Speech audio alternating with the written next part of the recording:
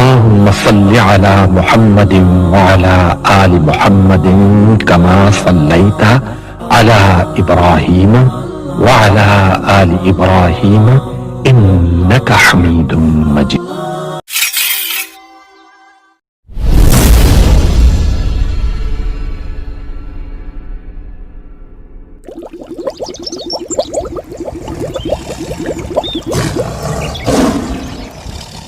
Assalamualaikum warahmatullahi wabarakatuh.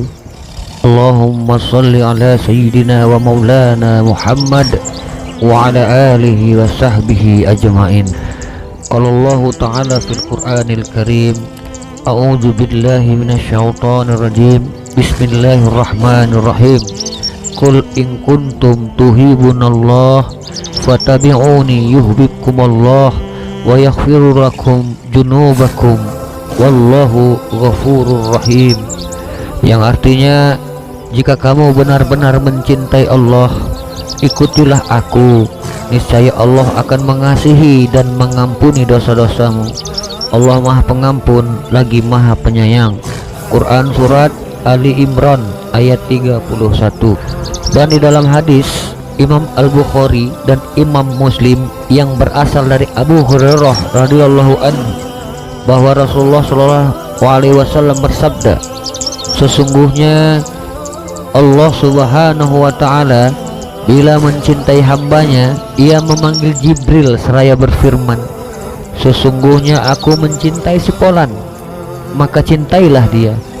Rasulullah bersabda, maka Jibril pun mencintai si Fulan. Lalu Jibril menyeru kepada semua penduduk langit, sesungguhnya Allah mencintai si Fulan. Nabi bersabda, maka si Fulan dicintai oleh penduduk langit dan dia pun diterima oleh penduduk bumi. Seorang ulama yang bernama Abu Laith Samarkandi menyebutkan dalam kitab Tanbihul Ghafilin, terdapat 3 golongan hamba yang Allah sukai, dan ada pula 3 golongan hamba yang lebih Allah cintai jika mereka melakukan hal-hal yang berikut ini. Yang pertama, Allah mencintai orang-orang tua yang mau bertaubat. Allah mencintai orang-orang tua yang bertakwa dan beramal soleh. Tapi Allah lebih mencintai anak-anak muda yang mau bertaubat. Allah lebih mencintai anak-anak muda yang berlaku soleh. Allah mencintai anak-anak muda yang beriman sejak mudanya. Kenapa Allah mencintai orang-orang tua yang mau bertobat, tapi Allah lebih mencintai orang-orang muda yang mau bertobat? Tentu saja, kalau orang-orang tua yang bertobat, tentu Allah mencintainya saja, karena sudah sewajarnya mereka bertobat, karena sudah sewajarnya mereka berbuat kebaikan, sebab mereka sudah tua, sudah banyak lama hidup, sudah puas mereka menikmati kehidupan. Jadi kalau mereka bertobat, mungkin itu hanya satu hal yang wajar-wajar saja. Dan kalau mereka tidak bertobat, itu dinamakan kurang ajar, sebab umur sudah banyak, perbuatan baik perbuatan buruknya lebih banyak, maka waktunya bertobat. Tapi apabila ada anak muda di mana darahnya masih mengalir panas, dorongan hawa nafsunya masih begitu kuat, dia sanggup bendung itu semua, dia sanggup halangi keinginan hawa nafsunya, hanya karena dia takut kepada Allah, karena dia ingin bertaubat kepada Allah. Allah lebih mencintai anak-anak muda yang mau bertaubat. Itulah golongan yang pertama yang dicintai Allah dan yang lebih dicintai oleh Allah Subhanahu wa Ta'ala.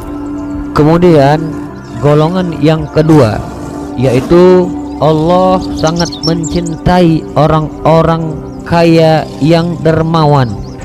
Namun Allah lebih mencintai orang-orang miskin yang dermawan.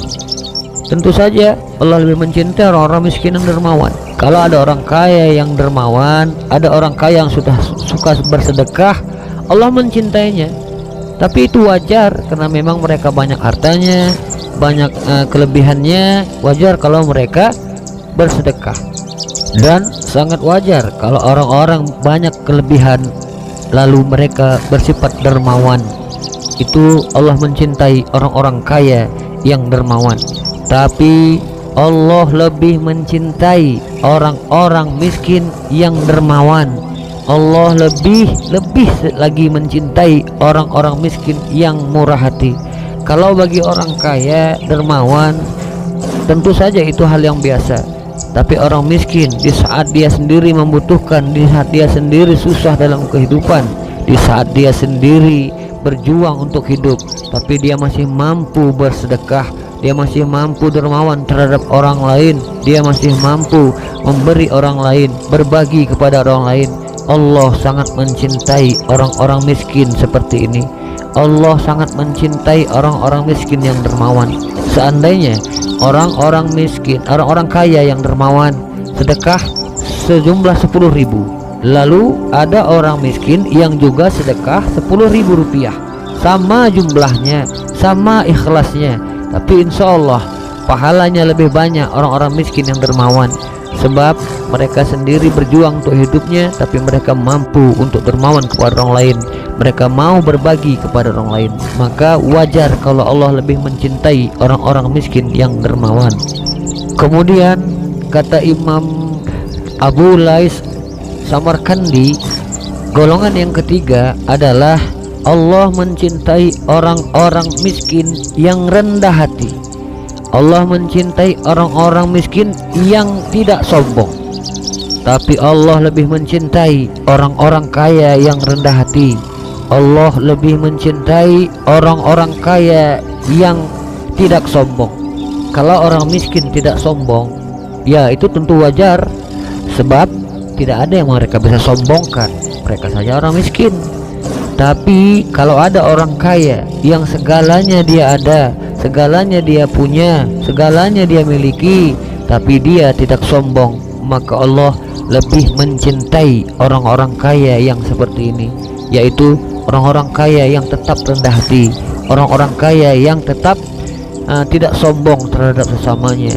Inilah orang-orang yang dicintai Allah dan yang lebih dicintai Allah menurut orang ulama yang bernama Abu Lais Samarkandi.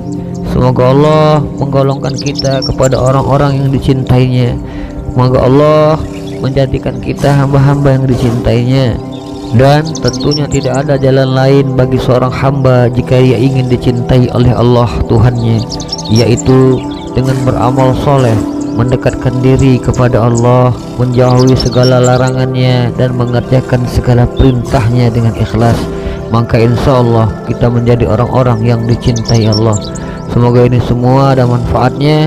Semoga ini semua bisa jadi ajaran kepada kita ke depannya. Walaupun hari ini kita belum lebih baik, insya Allah kita berusaha, berjuang dan berdoa kepada Allah agar esok hari kita bisa lebih baik dari hari ini. Usikum bin nafsihi bittaqwallah. Wassalamualaikum warahmatullahi wabarakatuh.